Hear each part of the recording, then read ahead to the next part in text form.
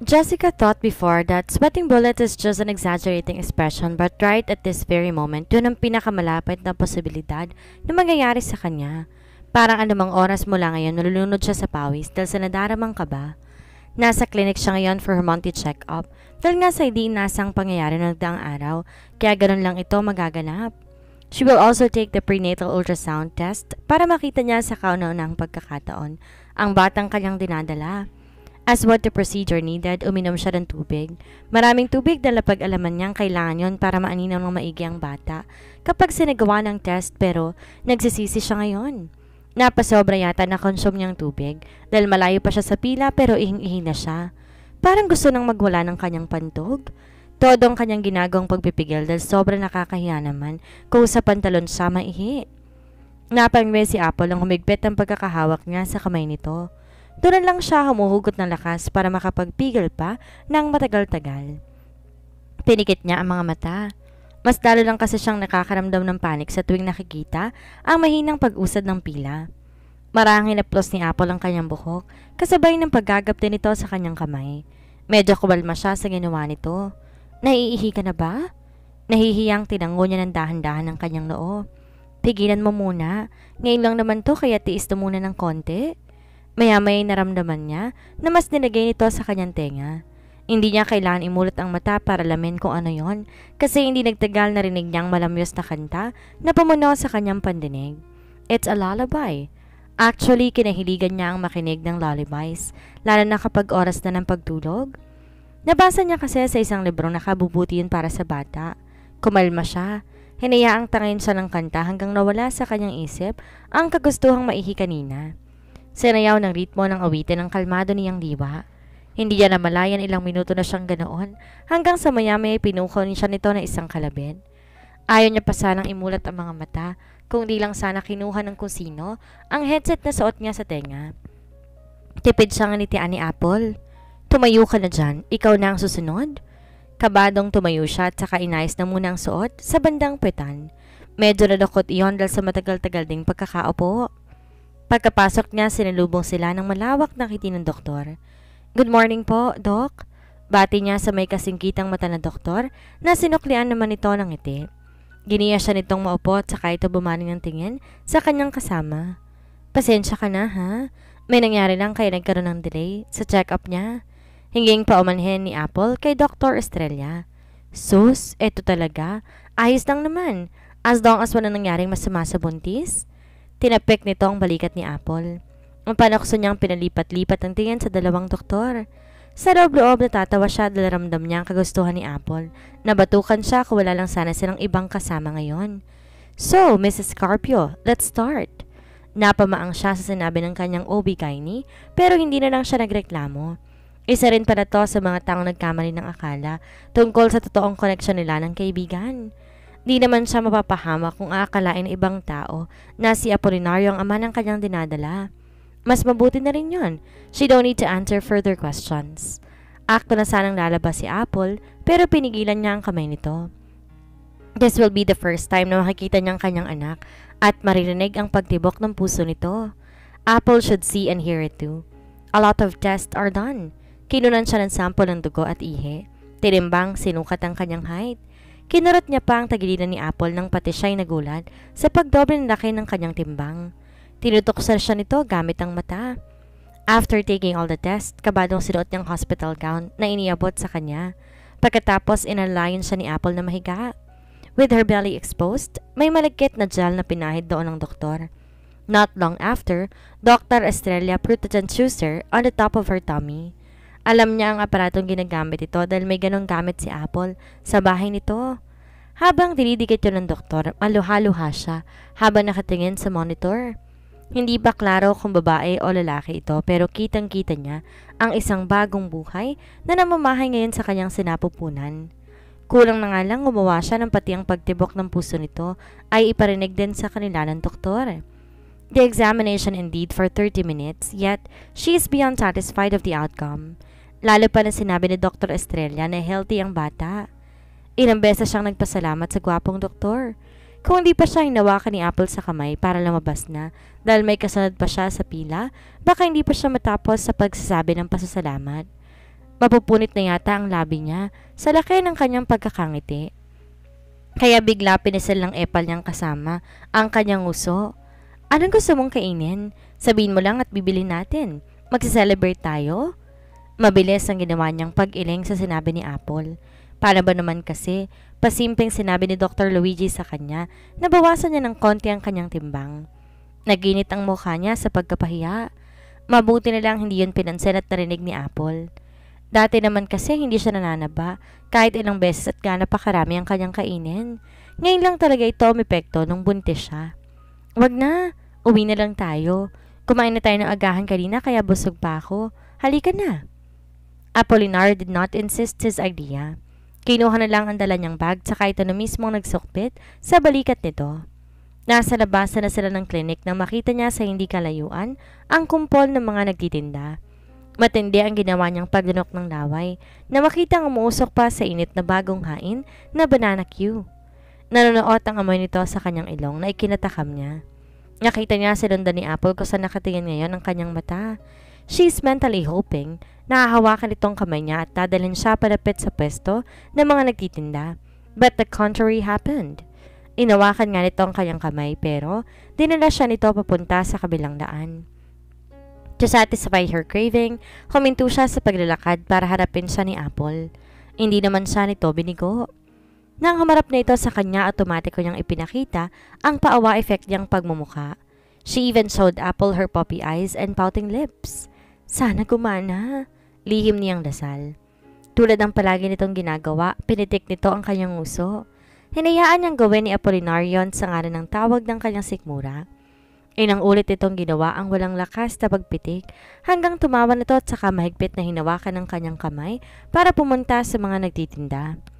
Jessica's feet danced with excitement. Nagdiwang din ang mga mata niya habang nagpapakasasa sa pagtingin sa kumukulupang latik na pinaglubugan ng tinuhog na saging. Naghintay sila ng ilang minuto hanggang makita nila. Inihain na ng tindera ang lutong banana Q. Puno ang katawan na makapal na latik na dumikit talaga ng husto. Takam na takam, hinablot niya kaagad ang dalawang tuhog na banana Q na inabot ni Apple. Kumuha rin to ng dalawa para sa sarili. Tig-2 piraso sila. Sinubukan niyang pumustit ng isa pang tuhog pero mabilis pa sa 4:00 naramdaman niya ang pagpitik ni Apple sa kanyang makasalanang kamay. Nakasimangot na binitawan na lang niya isang tuhog ng banana Q na ipupustit sana saka tinalikuran na ang kaibigan. Hoy! Hintayin mo ako!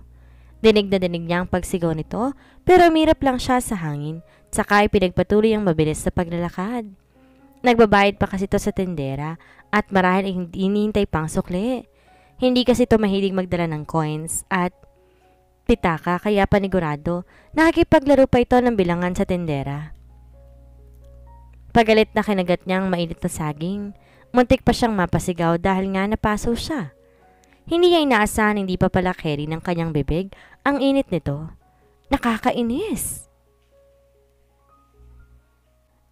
Isang tuhog lang naman, napakadamot. Kala mo talaga mamumulubi kung magdadagdag ng isa pa. Kaimbyer na talaga. Pagmamaktol niya. Nagatungan pang hindi may pinta niyang mukha sa pagkainis at pagkaasar. Paano ba naman kasi ay malayo-layo niyang kanalakad? Hindi pa rin nakasunod sa kanya si Apple.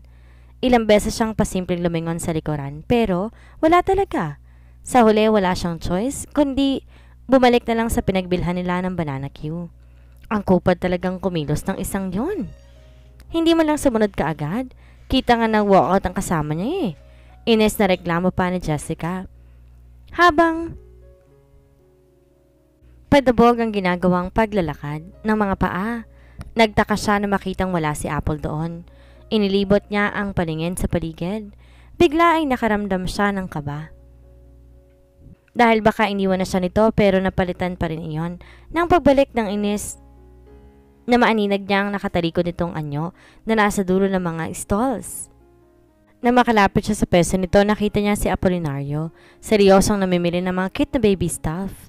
She tapped Apple's shoulder. Apolinario genuinely smiled at her at saka nito inabot sa kanya ang 5 pares ng tenong damit. Pinigilan niya na wag maluha. Pasimple siyang tumingala para umatras. Pabalik ang luhang nagbabadyang lumabas. She's touched. Iba talaga si Apple. Magkano po ito lahat, manang? Medyo lumapit ng konti ang matandang nagtitinda, tsaka tinitigan silang dalawa. Marahil hindi na masyadong malinaw ang paningin nito. 250 lahat yan, 200 na lang bigay ko sa'yo. Sabi ng matanda na mabilis kinailing pareho ni Apple. Ay hindi po manang, kasi po 300 po ang pera ko dito, sa inyo na po ang sukli. Habang bitbit ang silid ni Jessica sa plastic na nakapatong lang sa may gilid, malaki ang pagkakangiting pinanonood niya. Ang pagbukas ni Apple sa pitaka. Kita niyang may tig 50 pesos doon pero ang hinablot nito ay ang 300. Paniguradong sukli yun mula sa tindera ng Banana Q. Eto na po, maraming salamat po. Magarang na ni Apple sa matanda. Maraming salamat din. Napakabait mo. Talagang dapat lang bigyan ka ng Panginoon ng magandang asawa. Saglit siyang nilingon ng matanda, tsaka mo rin nagsalita. Siguradong bibibiyaan ka rin niya ng maganda at gwapong mga anak. She is mentally unprepared sa sinabi ng matanda, kaya naihulog niyang isang tuhog ng saging na hindi pa niya nakakagatan. Nagkatinginan silang dalawa ni Apple. Ramdam niya ang kagustuhang batukan ito dahil tumango-tango pa ito sa matanda habang nakapaski na nakakalokong ngiti. Sana nga po, manang. Nanlaki ng husto ang kanyang mata. Dumikit siya rito at saka pasimple itong kinurot sa tagiliran. At ginatungan pa talaga nitong sinabi ng matanda. Grabe, inakbay nang naman siya ni Apolinario at parang wala lang rito ang ibinigay niyang kurot. Makasakit kaya siya? Masakit nga ba? Dahil sa naisip, sinubukan niyang kurutin ang sariling tagiliran tulad ng ginawa niya kay Apple. Muntik na siyang mapangawa sa sariling katangahan. Masakit talaga, walang duda. Tatakpan niya sana ang paa nito dahil sa inis, dahil pinagtatawan lamang nito ang kanyang ginagawa, pero agad tong nakailag mula nang sa kung saan, iniabot ito sa kanyang dalawang tuhog ng saging. Tinuro niya talaga ang sarili para lang kumpirmahin nga para sa kanya nga ba talaga iyon. Tumango naman si Apple bilang sagot. Hindi ka kumain? Nagtataka niyang tanong dito. Umiling si Apolinario. Kinain ko ng isang tuhog. Binili ko kasi yung isang tuhog na ipupusit mo sana kanina kasi baka umiyak ka pa ng dugo pag di talaga kita pinagbigyan. Binigay niya ang isa pa nitong tuhog pero hindi na yun tinanggap. Sa'yo na yan, busog na ako.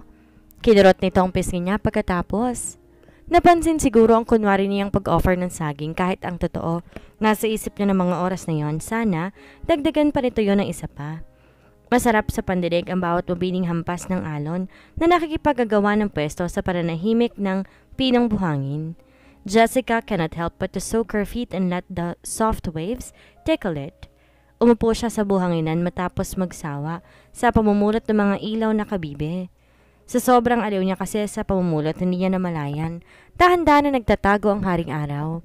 Nagsisimula na maging kulay abo ang paligid. 4 na bahay lang ang pagitan ng baybayin at ng bahay ni Lola Beth, kaya hindi siya nag-aalala na gabihin na siya umuwi.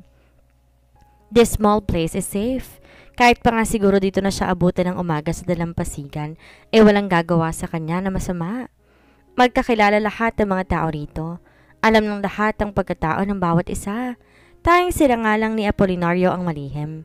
Sa mga sandaling ganito, na siya lamang ang mag-isa, hindi naman niya maiwasan na mag-isip ng mga bagay-bagay.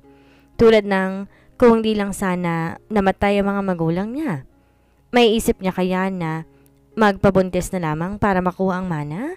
Kung di lang sana siya nagkamali sa pagkuha noon, makikilala niya kaya si Xavier? Kung di lang sana niya naramdaman na may kakaiba ang pakiramdam na atraksyon sa lalaki.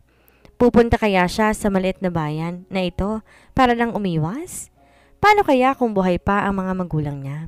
Hahayaan kaya siya namang itong gumawa ng mararahas na mga desisyon? Paano kaya kung si Xavier talaga ang naging sperm donor niya? May chance kaya siyang akuin nito ang bata? Paano kaya kung sinabi ng lalaki na mahal siya nito? Magpapakalayo-layo pa kaya siya? Her mind is full of what ifs, pero ang tayong magagawa niya lamang ay ang isarili iyon. Siguro nga, totoo. Defense mechanism niya lamang siguro ang pagiging matabil ng bibig para hindi masabi ng mga ito na bahagang kanyang buntot.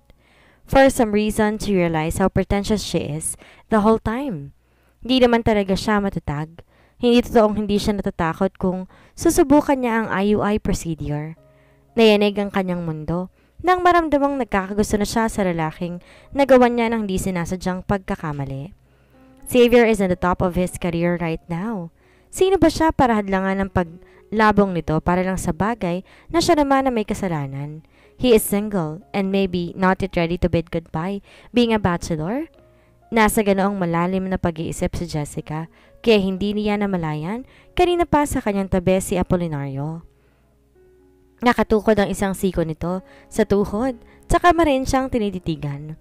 Ilang minuto rin tong nasa ganong posisyon bago siya muntik nang magpalundag sa gulat nang aktong pupulutin niya na ang mga naipong kabibe. Pero nakisabay pa rin to sa pagpulot.